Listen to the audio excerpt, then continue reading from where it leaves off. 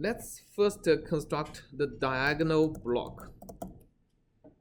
Okay, so first of all, how big are they? How big is each of these diagonal blocks? ny minus 1 by ny minus 1, right? Okay, so let's first construct these entries on the diagonal. So before we do that, we need to compute dx is equal to 1 over nx minus 1, dy is equal to 1 over ny minus 1. So my diagonal block is going to be identity of ny minus 1 times minus 2 divided by delta x squared minus 2 divided by delta y squared. All right, so my diagonal block is just like that for now.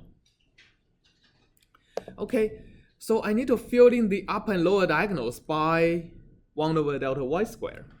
So I'm going to teach you a different trick as I did last time. This is equal to diagonal block plus a diagonal entry of 1s. So first of all, how many entries do they have? They have 2 entries, which is ny minus 2, right? So first of all, I construct a 1s of ny minus 1, ny minus 2 rows and 1 column. So it's basically a column vector of ny minus 1 ones. I'm going to divide it by delta y squared. Okay, so I get the same size of row vectors of 1 over delta y squares. I'm going to make it, so this is the first entry of the argument for diagonal. The second entry is 1. That means I don't want the exact diagonal. I want it to be shifted to the I think 1 is upper diagonal. I'm not sure. Let's take a look. Yes. You see, this upper diagonal has changed to 9s, which is 1 over delta y squares. All right. So that works. Now I need to fill in the lower diagonals. What should I do? Minus 1 on the, so I'm going to use the same command here, but the second argument to diagonal is going to be minus 1. So that helps me fill out the lower diagonal entries. All right. Okay, so now I get a diagonal block like that. How many of these diagonal blocks do I need to have? Nx minus 1, right? So here's another command. It's called Kronecker product. So if you do doc of Kron, it'll tell you Kron of AB is going to be a Kronecker tensor product of A and B, and then an example is given here. So if A is an identity matrix, B is this 2 by 2 matrix of 1 minus 1 minus 1 ones. Doing a Kron of A and B is going to put the matrix B in a diagonal format of basically repeat B by 4 times and put them on diagonals.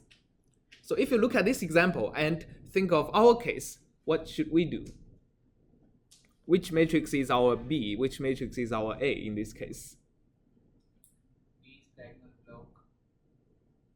And yeah, B is going to be this matrix we just constructed, right? We want to put that as blocks, right?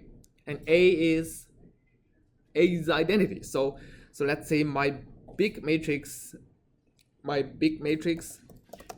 is equal to Kron of identity of nx minus 1 and this diagonal block. So now let's take a look at our big matrix. So we have a block over here, we have a block over here, and a block over here, right? Perfect. So we have completed construction of the blocks. And now we need to add the upper and lower diagonals. What should we do? The lower diagonal must be d1 of delta y squared. The lower which one? That over there. Here? Yes. It's 1 over delta x squared, right? Should be 1 over delta, or that one should be 1 over delta y squared. So this lower diagonal is offset by ny minus 1, right? So if you look at the grid, it's arranged in a zigzagging fashion. A shift by ny minus 1 in this case. So if you go from here, you shift it by ny minus 1. It's going this, and this.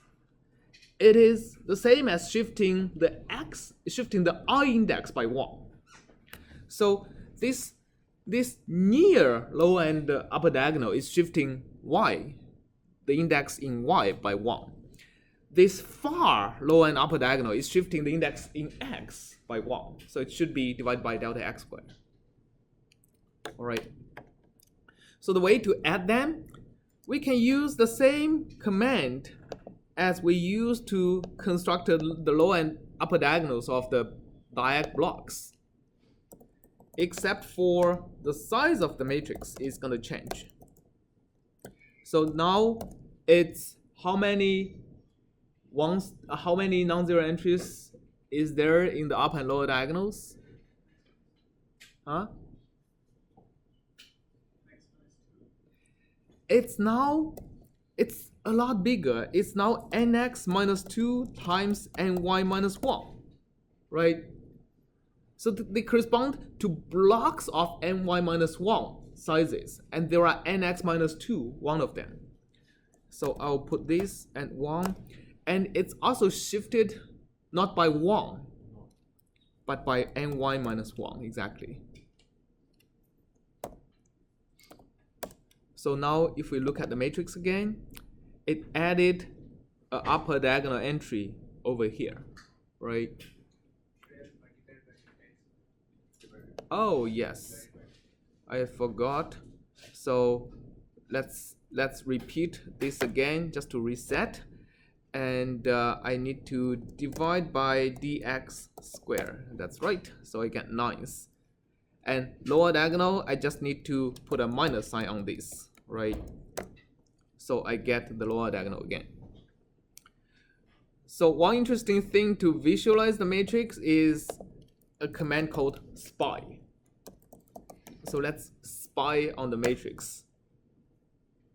You get a plot of the sparsity pattern of the matrix. It tells you where in the matrix is going to be non-zero. So when the matrix gets too large, you won't be able to look at this again, but spy can still do that. So let's use an example. Nx is equal to 32, let's say, and y is equal to 32. And let's, where can I look at the command line history? Now I'm going to compute this again and this again. I'm going to construct the diagonal blocks, and I'm going to use Kronecker product to construct the big matrix and add lower and upper diagonals. All right, so I got a matrix that may be too big to look at, but if I can spy on the matrix again, what I get is this. So you can barely see, but you can still see this upper and lower diagonal that is far away. And you can see like the middle line seems to be slightly thicker than the upper and lower lines because it's actually 3 lines. You can zoom in. And you can actually see 3 lines. And you see the gap here, right? The gap is when the grid transitions from the end of one of these x columns and switches to the next x column starting from j equal to 1. All right, so you don't have a coupling between this and this on this row of the equation. So that's what this gives you. All right.